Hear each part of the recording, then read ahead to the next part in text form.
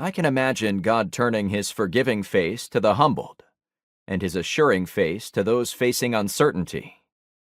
His firm yet loving face is directed to those who open the door to deception, and his gaze invites them back into the light. His confident face shines toward those who are afraid. It's almost as if God's face can contain more than one expression at a time, depending on who is looking at him. Ancient Hebrews believed the greatest consequence of sin wasn't eternal punishment after death. Rather, the worst discipline possible was God's hidden face. Wow. I don't know about you, but I think this should reawaken the privilege of prayer. It is one thing for a holy God to turn his face toward us, inviting us into a relationship. But Scripture also says, his face shines toward us. The same word used to describe what occurred in Genesis chapter 1, when God separated light from darkness, is used here. One Hebrew word is all it took for instantaneous combustion to occur in the cosmos during creation. Waves and particles coexist to compose light, the amazing substance revealing his face.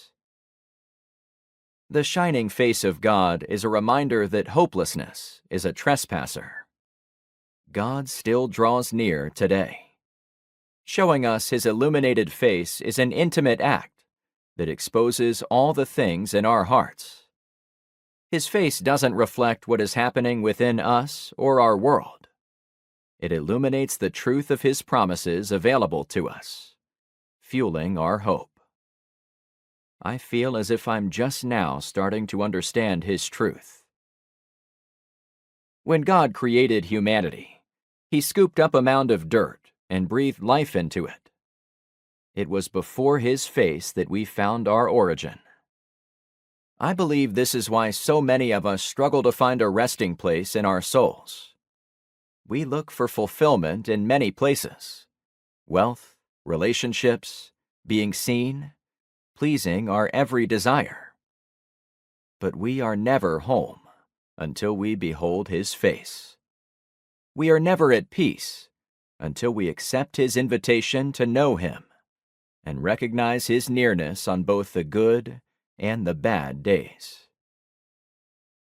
We were designed to live near him, close by, so that when he whispers, we hear him. We can keep getting closer and closer to him. Sometimes God doesn't speak, but rather guides us, not with a word, but with a glance. When we see God's face, his graciousness is tangible. The word gracious, hanan, means more than unmerited favor. It can also be translated as finding refuge, which in this context is found before God's shining face.